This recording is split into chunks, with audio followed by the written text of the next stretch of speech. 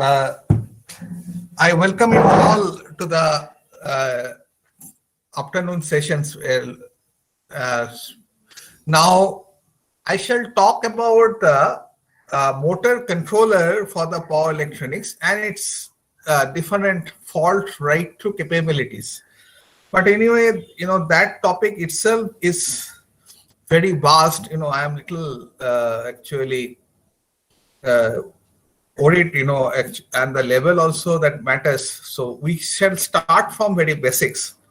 So getting on the feedback, I'll take it to the next level. And if you are actually finding that it is not, you're not finding it is little bit coherent, then please tell me. Then I'll go to more basics because I have to take every audience. So it is guidingly a research topic. It is not at all something that very information that kind of talks, useful for writing the introduction of the paper. But I'll go a little deep into the control system and all those things. So anyway, today's outline is that introduction, the components of the electrical vehicles, the fault tolerant control of electric vehicle, so issues of the electric vehicle. Then we shall see that different kind of electric vehicle machines as a contender, what are the limitations, what are the advantages, and the control of PMSM and control of SRM, thereafter followed by the conclusion. Now, these are the, please note down the list, these are the list of the abbreviation that I'll refer frequently. Kindly, please, I keep the slides for a little more time, maybe 30 seconds, so that you can actually correlate what I am saying, because I may use this abbreviation very frequently. Now, abbreviations are the electric vehicles, definitely, that is EV, internal combustion engine, field area oriented control, which is popularly known as the vector control, DTC, the direct torque control, efficiency optimization control, that is EOS, thereafter AIC, artificial intelligence control, position sensorless control, that is sensorless control mainly. Thereafter, we'll use this SRM. SRM stands for the switch reluctance motor. Then hysteresis control. Then SPC, that is single pass control, that is related to SRM only. We'll come later. So voltage vector, that is part of the space vector modulation. So we'll talk about the space vector. Now, thereafter we'll talk about MPC. These are the model predictive control system that might be useful for your fault write-up capabilities. And from the current signature, we'll try to actually find it out a different kind of fault. So that is also, that's something we are looking for. Okay, slides are changing, right? You can see the slide number 4. Please say yes or no.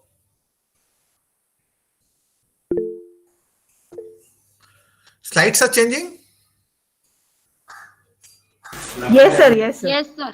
Okay, fine. Okay. Fine. So, these are, the data has been captured from 2010 to 2000 futuristic data. And, there are, you can see that how it is just an example of the sigmoid curve. It is passengers light duty electric vehicles sales expected, and these are y-axis are the ultimately the volume numbers in millions. So here what you can see, till oil has been discovered in 1910, we had a golden era of the electricity. We had electric vehicles, we have a DC motor, we had a scientist like Nikola Tesla. So those were the golden era of the electric vehicle. Then after that, there is a huge problem because of the cheaper alternative of the IC engine. And IC engine was a major chunk of this light duty cycle electric vehicles till that the political crisis among this Arab and Israel came in 60s. And that time, they get a shock that, yes, that oil, it will be it can go very high, and those countries doesn't have oil. They have to be actually change its focus to the other means of utilities. Then what happened after that, those issues settled down and people forgot. And ultimately, again, the issues of the this environmental side, those issues have popped up in late 70s. Then again, actually the people who are trying to have the electric vehicle for the less pollutions. But ultimately, there is a challenge of the battery side, so that, that is not very much feasible. Why it is not feasible? Battery was mainly the lead acid type battery. So ultimately, you are polluting with the carbon dioxide. At least there is a carbon cycles, and you are dumping battery then the lead acid. So what kind of environmental you are putting it? So you are going to the more hazards, and thus it was a huge setback there. Thereafter, what happened? Gradually, so motor, is and since battery storage research and the motor also go together. Gradually, once we have a technology available, mostly it was been popped up due to the laptop and all those battery. Then we have a thrust on research on the better material, better utilities, and thus the battery technology became mature outside the scope of the lead. So that gave a huge impetus to this electric vehicle. So you can see that then that's how it is, and since gradually the environment is deteriorating, and thus focus continues, and thus you can see that I was showing 2010 this data, and ultimately you have this is a car. The lighter one is a plugged-in electric vehicle and hybrid electric vehicle. So since you don't have an infrastructure, so you require the hybrid electric vehicle, because you require to have a charging facilities. Professor Selden might be covering those issues in detail. And you have a totally electric vehicle with the storage, with the charging capacity. And you know that once this infrastructure can be built, and these issues can be popped up. Now, these are some, this is the functional block diagram of the batteries. Once we have, of course, there is a huge challenges going on the battery side, because battery has to sustain collision maybe. If in a collision it gets fire, then that will be a great hazards. We can consider that Dreamliner, that aircraft that was little less bulky because of the lithium-ion batteries, but they had a problem and they were grounded, that Dreamliner. So battery technology again, they are looking for, and they opt for the non-collide type battery. If it is collision occurs, it doesn't set fire. Those issues are there, and also there is a challenge of the safety and the power density are the two sides of the vertices of the weighing machine. If you wish to have a greater power density, then you have to compromise on the safety. But safety cannot be compromised, so there's a huge challenge of the power density. So if you reduce the power density, then only safety can be ensured. So this is some aspect of the battery. So fault come, so since discussions is on the mostly motor controller and this is a fault tolerant, we have to understand that from where the fault can come. Fault can come from the battery. It may be one stack may be getting shorted, and thus there might be a leakage current through it, and then but most of the prominent element that going to failure is that PWM inverter. So you got a bidirectional DC to DC converter, bidirectional AC/DC converter. What happened, when in case of the regenerative braking, you take the power from the gearboxes. If you cannot have a gearboxes. This is basically if you have an induction motor, then you require a gearboxes. If you replace it by PMSM, then you may not require. You can have the gearless drive also. So ultimately, you are controlling it. This PWM inverter also very prone to the different kind of fault. One IGBT may burn, whether it is shorted or open. So that itself is a challenge. From there, single phasing come. So we have to see that from the current signature, what is the problem. So that if you have a one phase is out for the induction machine, then what will happen? It will continue to rotate at a reduced power rating. So these are something. So it will continue to rotate. Then you believe that it is fine. That driver may be a layman, so he doesn't have an idea whether that he is not getting power from one of the source, one of the phases. So that may lead, then it may require to demand a higher torque. Ultimately, the power rating of the motor will increase, and you have another problem of the negative sequence component that will come into the picture. So ultimately, then in a motor side, you have a different kind of diagnostic systems. In motor side, if taking the case of the induction machine, so there is a huge research on it. So if it is a broken rotor, then from your current signature,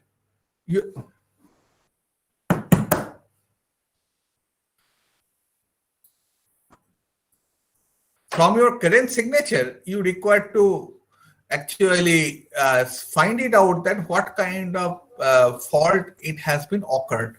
So controller has to take that cognizance into account. And thereafter, you are riding in a city, then, those who are riding in a city, they drive the car with placing this left foot on the clutch. So ultimately, it is a very zigzag kind of speed command.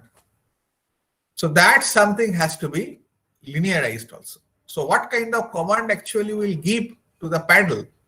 So that has to be deciphered. So these are the few aspects that we will face as an engineer, those who are willing to design a very sophisticated electric vehicle with fault write-up capability.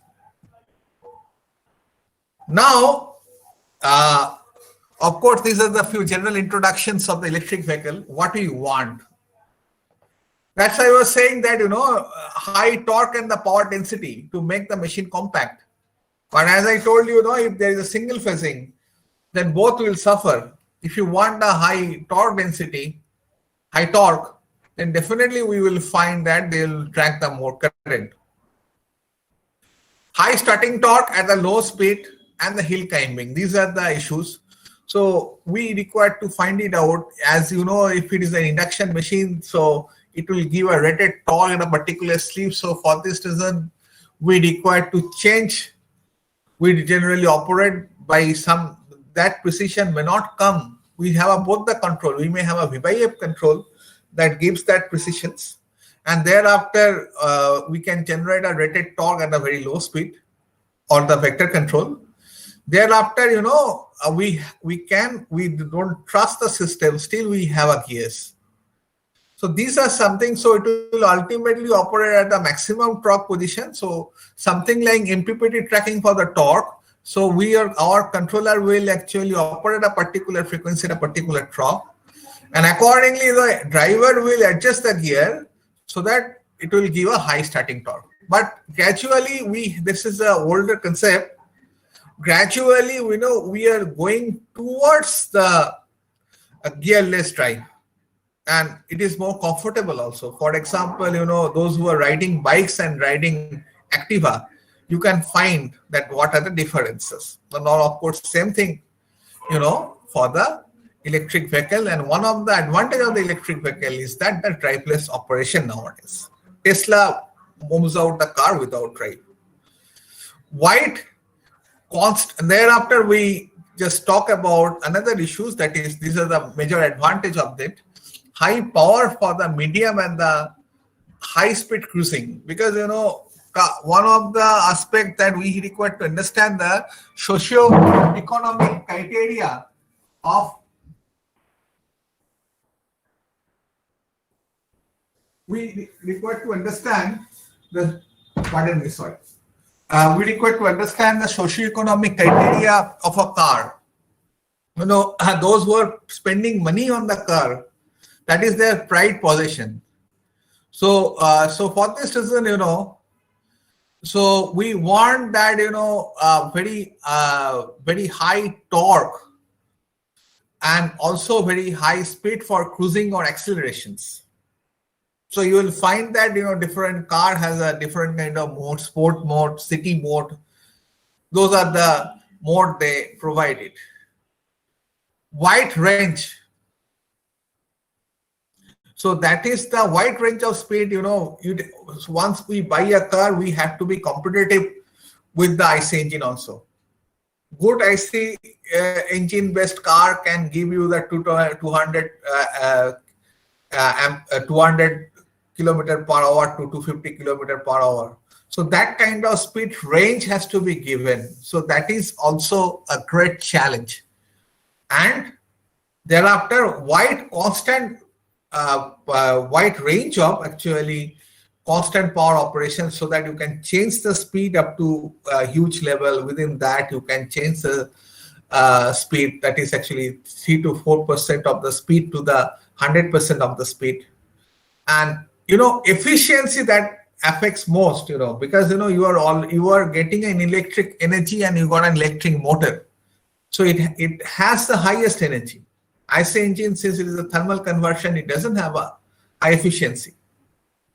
So, but here, considering that you require a high energy, so for this reason, if you can efficiently make it the system, then of course your autonomy, what we say, that how many kilometers per charging you can travel, that will increase.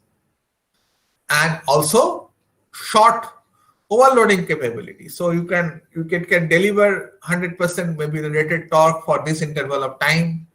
There will be intermittency, so based on the heating curve that we have studied into the drive system. So we require to see that how much it can give the overloading capability. And another aspect is that these are something we are looking for. Based on that, we'll go for it. High robustness and the reliability approach for the vehicle and environment. So we want that reliability. So if that one switch has been burned, but you can generate a particular state if you are talking about a state spectrum, but particular state with a different combination of other switches, so that you need not have to run a 3-phase motor as a 2-phase motor. And thereafter, of course, there's a low acoustic noise and the torque ripple. This is a very big challenge for the SRM motor that I'll come later. An acceptable cost. That is something we require to work hard, very hard for it. So there is we generally talk about the cost of the ownership of the car. There is a two part of it, running cost of the car and the price of the car. And as far as the running of the car is concerned, electric vehicle is the cheapest, because the cost of the electricity of charging battery is quite small. But problem is other side of it.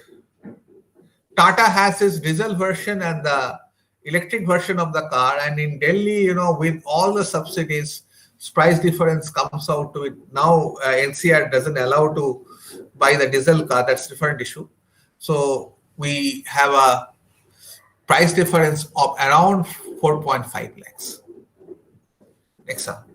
So this is something that we require to look at it, and how can we get a cost comparisons, so that 5 lakhs rupees has to be compensated by running. So when you have a recovery time, so that aspect we require to see, and it has a huge recovery time. And thereafter, electric motors and controllers. That is something is very important. Advanced electronics allows the motor as a generator, because we can have a regenerative braking. Cross energy to accelerate or regenerate the battery when showing down the motor uses the magnet and magnetism to create the motion, as we know. So these aspects that makes the system more reliable, because for example, a 1.5 ton car running at a 72 km per hour, that means 20 meters per second, it stops in 10 seconds. So how much kilojoule has been converted? So you can calculate the power. It comes out to the 40 kilowatt almost. So that amount of power we require can be charged. Can the controller charge it? Because in a reverse mode in 10 seconds. So, and if you charge it, because charging current cannot be increased drastic, bidirect charging current, it is charging maybe that 100 ampere. All of a sudden, you are making this change. So that amount of charging current may not be feasible, because we have a different cycles. For this reason, for charging and discharging, we generally use the ultra capacitor, because it can be charged very fast, and it can pay you back very fast also while acceleration. It is just like a saving bank account. So thereafter, we shall talk about that electric storage. Electric storage is nowadays, as I am telling you, there is a huge research on it. We are talking about the flow batteries, we are talking about the liquid batteries. So there is a huge space on the battery management system, as well as the different kind of battery which will be suitable. Because there is a charging recharging model. Now we are talking about just like you charge your petrol or diesel, we can have a flow batteries. And one of the advantage of the flow battery is that it can charge and discharge fine, if you replace it. Because one of the challenge of the replacement model is that this battery has been 3 years old and we are replacing it by 2 years old. What will be the pricing model? But if you have a flow batteries, so that kind of entities are not very much predominant. So, you can exchange this battery, flow batteries. So replacement time should be very low. But one of the challenge of the flow battery is if it doesn't collision, then what happens? So it has to be collision proof. Thereafter, as I told you, it is not possible, since it is a chemical reactions, to have power. So ultra capacitor is something very much useful there to store the energy. So it can store the energy in a short term and deliver the energy in accelerating time. So this kind of way it can increase the autonomy, that means the time you can run of the electric vehicle. Another aspect is the flywheel. Flywheel generally, it is not been operated in an electric vehicle for car perspectives, but it generally usage the bigger networks like metro we may have, that is the urban rapid transport system.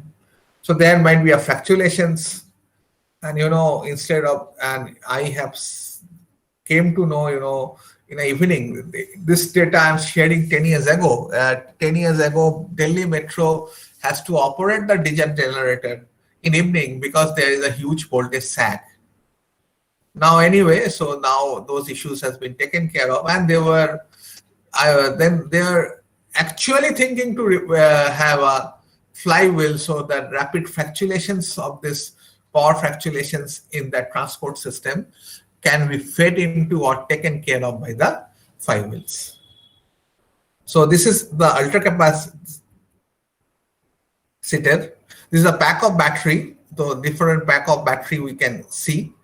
And now the another issue is that the electric energy storage system that we require to understand very well while you talk about faults and all.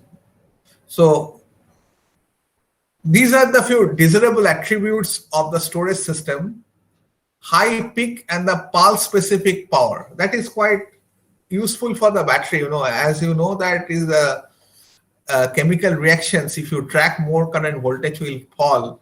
So you cannot take the huge power from the battery. For this reason, we require, even the voltage level is same for your battery, but we require a different car battery for the different car, because if you have a SUV, that require different battery packs, and if you have a small, if someone has a small car, require a different battery pack.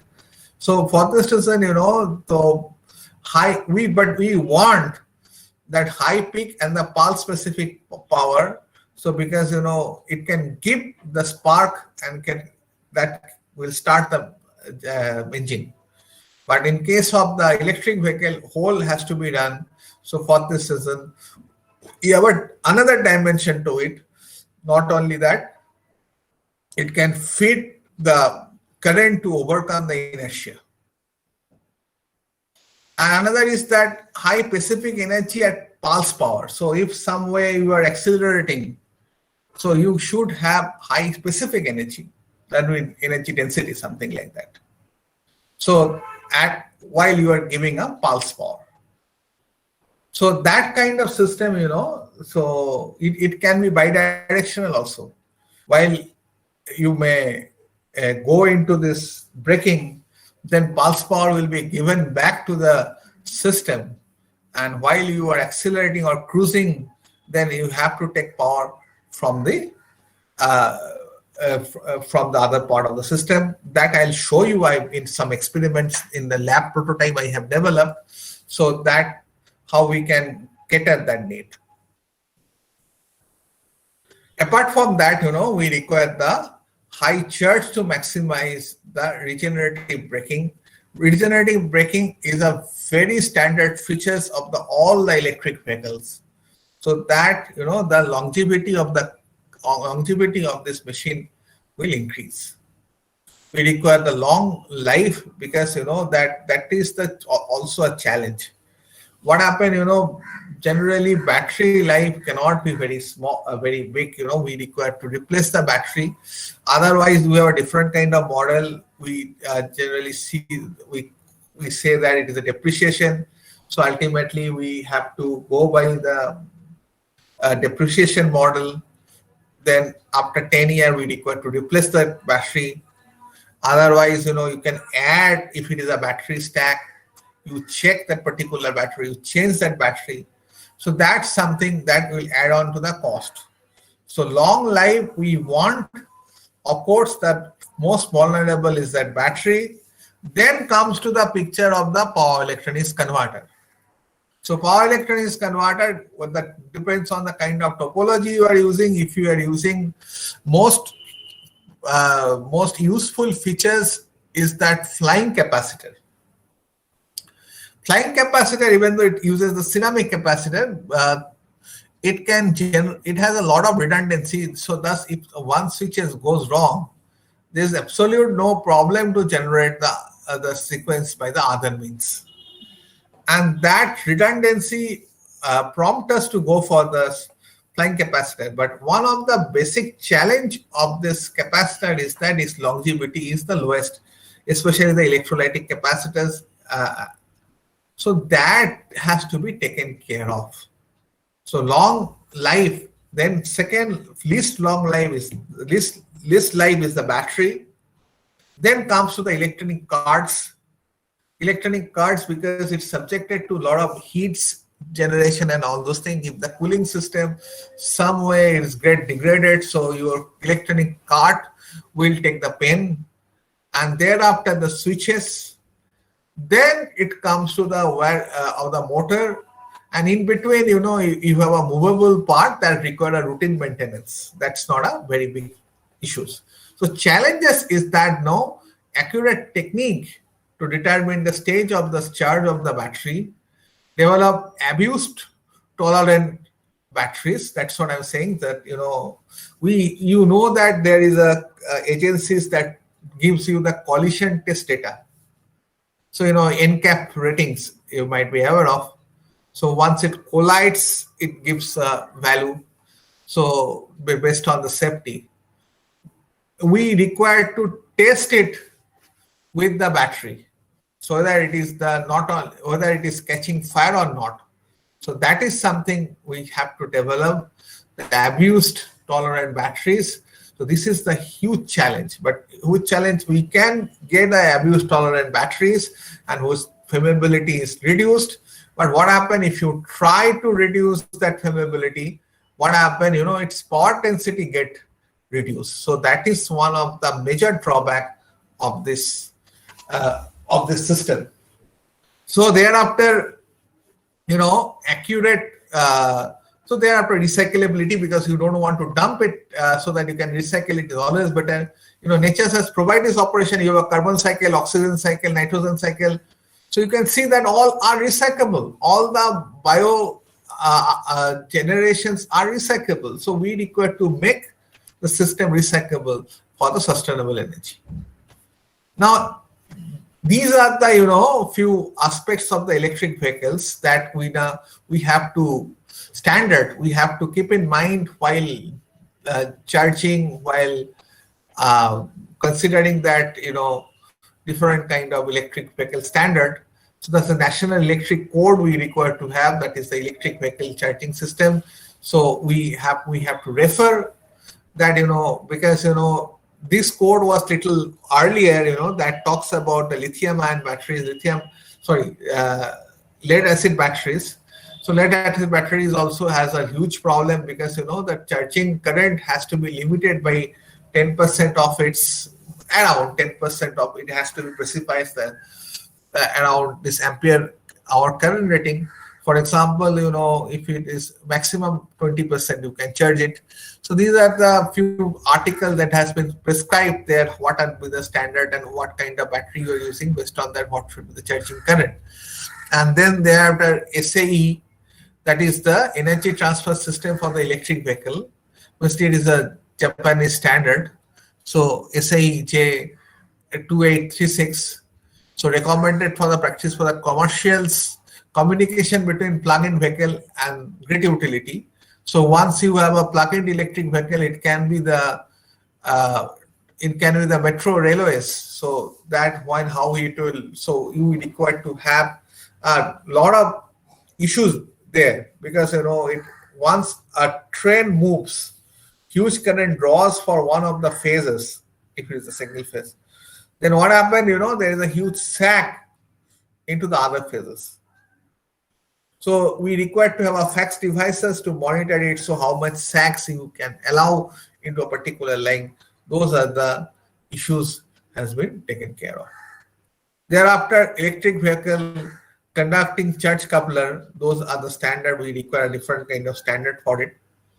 You refer electric vehicle inductively coupled charging. So this is something related to the charging part of the electric vehicle. So as I told you, so we can have a that is the conductive charging coupler. So you charge it by method of conduction, but you put the normal chargers. These are the conductive charging.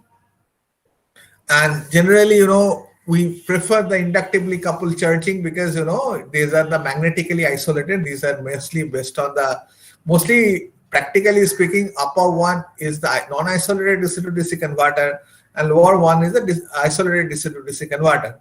Since you can use the isolated DC to DC converter, that will give a protection against surges and other aspect. So we'll prefer mostly the inductive charging, and we require to follow the standard. Thereafter, we have a IEC 62196, only plug, socket, outlet, vehicle coupler. Those are we require to refer it for the charging. While you're designing, we require to specify it in detail that we have to taken into the cognizance while designing this electric vehicle or the charging station. And thereafter, of course, the IEEE 15473, that interconnecting distributed resources, mostly it is a microgrid standard. And we have also the power quality standard that also comes into the picture. Now, you see that, this is the, which side is what, and how this holistic features comes into the pictures into the electric vehicle system. Electric vehicle energy transfer system applicable standard, you have utility, and that is basically, IEEE system. Thereafter, you are metering, then, and mostly it will have a European Union prefers that UL system, and IEC mainly preferred by the American and the North American countries. So UL will have that protection system, what should be the casing, whether it is a airtight, all those issues to be captured into the UL. Then you have a connector. It can be underground, it can be whatever may be. So ultimately it has to be the IEC safe. Then you got a port. So you will charge the battery, then battery packs, then we got an electric motor, and all the aspects it has to be catered in. This is the ecosystems of the electric vehicle. While designing the ecosystem, we have to adhere the standard. Of course, in India, instead of we are talking about that IEEE, but it has to be replaced by the Indian Gate Code. But anyway, Indian Gate Code has some limitations, still it has not updated. So for this reason, we now prefer, while this modern charging system, the IEEE prescribed norms. So on the microgrid side. Hope soon that, Grid Code of this or India will be ratified soon. Now, these are the few batteries. I can put many batteries. But I have put, this is a lithium ion. You can have a lithium bromide. The moment you add lithium bromide, its power density decreases, but it becomes more stable. Okay, for example, salt, NaCl, you talk about the sodium, and you have a sodium batteries. Same way we can have a sodium battery salts. So these are the more stable one, but of course, sodium is having a more energy density. So the challenge is always the higher energy density and the safety.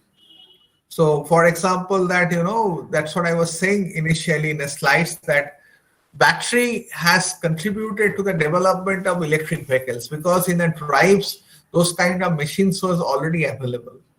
But it was not going to that extent, because we are seeing that electric locos from our birth. So that's not a very big issue. So, electric vehicle, battery-driven electric vehicle, so that itself is a very big challenge. So that challenge has adequately addressed with the development of the newer technology of the batteries. So we can have the batteries, that is the nickel metal hydride, that is computer and the medical equipment, that means the small electronics, we said in brief. And we have a lithium-ion battery. These are all my laptops, our mobiles, all are essentially the lithium-ion battery. But problem is that, lithium-ion has a low charge. As you know that, after 3-4 years, you require to replace your mobile batteries. The things are getting cheaper and cheaper, and mobile has to be replaced soon.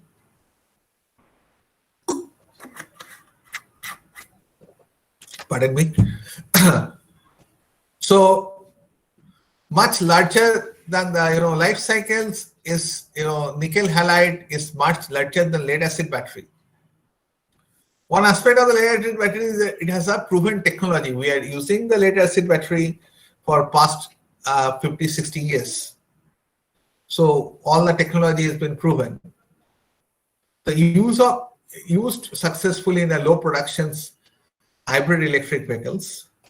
And challenges are, that's what I was pointing out, that high cost, high self-discharge, heat generation, control loss of hydrogen, and the low cell efficiency. So, it can go to the higher level, but it has a very low cell efficiency. Whereas, challenges the life cycle in the lithium-ion batteries, you have to replace the battery very frequently. Cell and battery safety, that's what the very biggest challenge. Because, it may catch fire. So if it is mobile, it can only drop from the hand, but car can get collided.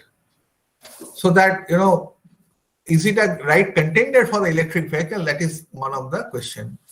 And that is something we say that abuse tolerant. So whether this lithium-ion battery is the abuse tolerant or not. And the acceptable cost, still now cost is also a little higher side. So the higher energy density lithium-ion batteries not very fillable. That's sort of story of this Dreamliner aircraft. So they used the lithium-ion batteries, and ultimately it caught fire one of the aircraft.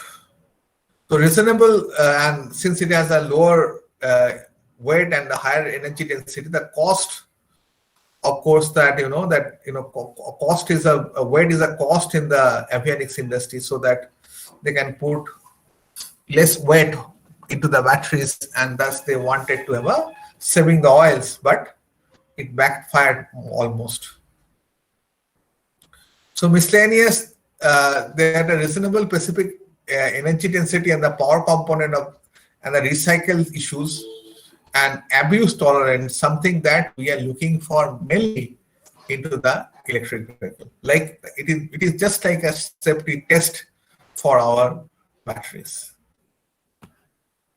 Now, as I told you, that we require to store the energy.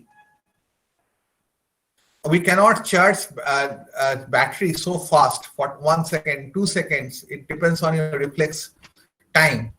You are moving, all of a sudden you apply brake, so you stop the car, again you start. So within that short interval of time, it is not possible to store that energy, but that energy is very huge.